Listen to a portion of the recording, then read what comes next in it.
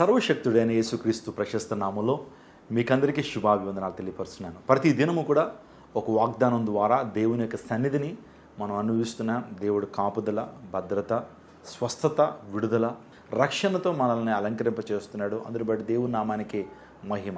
మనం ఏమై ఉన్నామో అది దేవుని కృపై ఉన్నాం. మన బలం కాదు, మన జ్ఞానం కాదు. దేవుని ఉచితమైన కృప ద్వారా మాత్రమే మనం సజీవ లెక్కలో జీవిస్తున్నాం, సజీవ లెక్కలో ఉన్నాం. కాబట్టి ప్రతిదినం ఒకటి ఈ వాగ్దానం మీ జీవితాల్లో ఆశీర్వాదాన్ని తీసుకురావాలని నేను మనసారా కోరుతున్నాను. దయచేసి ఈ ప్రత్యేకమైన సమయంలో మనము వాగ్దానాన్ని ధ్యానం చేద్దాం. కీర్తనలు 136 కీర్తన 4వ చరణం. ఆయన ఒక్కడే మహా ఆశ్చర్య కార్యములు చేయవాడు. దేవుని లేఖనం చెప్తా ఉంది, ఆయన యందు భక్తులు కలిగిన వారి జీవితంలో దేవదేవుడు మహా ఆశ్చర్య కార్యములు జరిగిస్తానని వాగ్దానం చేస్తున్నాడు.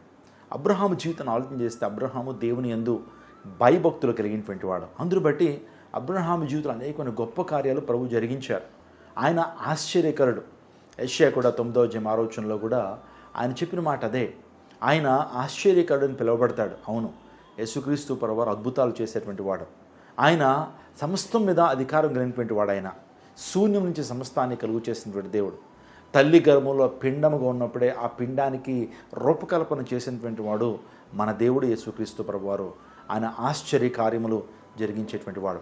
ఈరోజు నీకు ఇస్తున్న వాగ్దానం ఏంటంటే, నీ జీవితంలో దేవాదేవుడు ఆశ్చర్య కార్యములను జరిగిస్తాను వాగ్దానం చేశాడు. ఒకవేళ నీ జీవితం చీకటిగా ఉందా, దేవాదేవుడు వెలుగుగా నీ జీవితాన్ని చేయడానికి ఆయన సముద్రం అనే విషయాన్ని మీకు చెప్పడానికి ఇష్టపడుతున్నాను. ఆయన అధికారం కలిగిన దేవుడు. గ్రీకు భాషలో అధికారాన్ని ఎక్సోసియా అని పిలిచారు. యేసు ప్రభు వారికి సమస్తం మీద కూడా అధికారం ఉన్నట్లుగా దేవుని లేఖనాలు స్పష్టంగా తెలియజేస్తున్నాయి. ఆయనకు సృష్టి మీద ఆయనకు అధికారం ఉంది. పాపములు క్షమించడానికి అధికారం ఉంది. ఆయన తీర్పు తీర్చడానికి అధికారం ఉంది. తన ప్రాణం పెట్టడానికి, దాన్ని తిరిగి తీసుకోవడానికి మనుష్య కుమారుడైనటువంటి యేసుక్రీస్తు ప్రభు వారు అధికారం ఉంది. నిజంగా అధికారం కలిగిన దేవుడు నీ జీవితంలో మహాశ్చర్యకార్యములు జరిగిస్తాడు. నా మటుకు నా జీవితంలో సేవా పరిచర్యలో, వ్యక్తిగత జీవితంలో అనేక ప్రాంతాలకు వెళ్తున్నప్పుడు దేవాదేవుడు అనేకమైన ఆశ్చర్య కార్యాలు ప్రతిరోజు కూడా ఒక అద్భుతాన్ని ప్రభు నుంచి పొందుకోవడానికి దేవుడు కృప చూపుతున్నారు.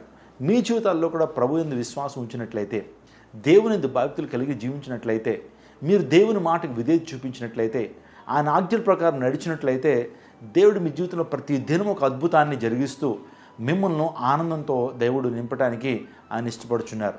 ఈ యొక్క ప్రత్యేకమైన సమయంలో ఇశ్రాయేలు జీవితంలో దేవుడు చేసిన కార్యాలు చాలా గొప్పవి కదా. ఇశ్రాయేల్ని రక్షించడం కొరకు, మరణదూత నుంచి వారిని రక్షించడం కొరకు దేవాదేవుడు ఇశ్రాయేలుకి ఒక రక్షణ ప్రణాళికను ఇచ్చాడు.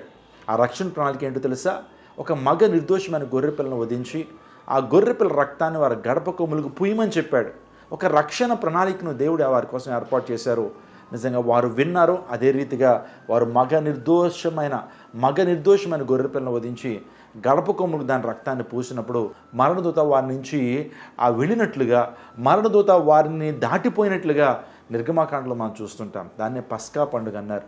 అవును, మరణం మీ జీవితం నుంచి దాటిపోవాలంటే, నిత్య జీవాన్ని, నిత్య ఆనందాన్ని మీరు పొందుకోవాలంటే గొర్రెపిల్ల రక్తం అంటే క్రీస్తు ప్రభు రక్తాన్ని ఆశ్రయించినప్పుడు అద్భుతాలు మన జీవితంలో జరుగుతాయి. ఆనాటి నుంచి కూడా దేవాదేవుడు వారి జీవితంలో అనేకమైన కార్యాలు జరిగిస్తూ వచ్చాడు.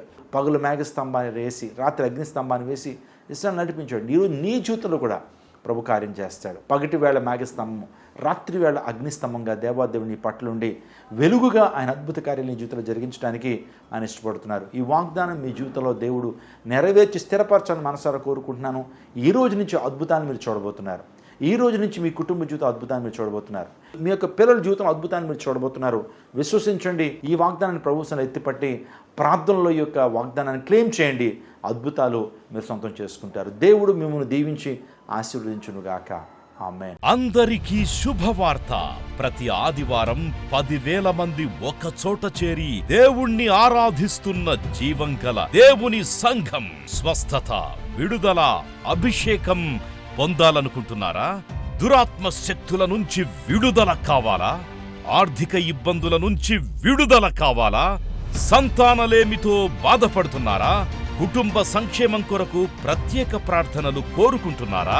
శాంతి లేక ఆత్మహత్య చేసుకోవాలనుకుంటున్నారా? నిజమైన ఖచ్చితమైన వాక్యం చేత బలపడాలని ఆశిస్తున్నట్టయితే రండి. క్రైస్ట్ టెంపుల్ మీ కొరకే.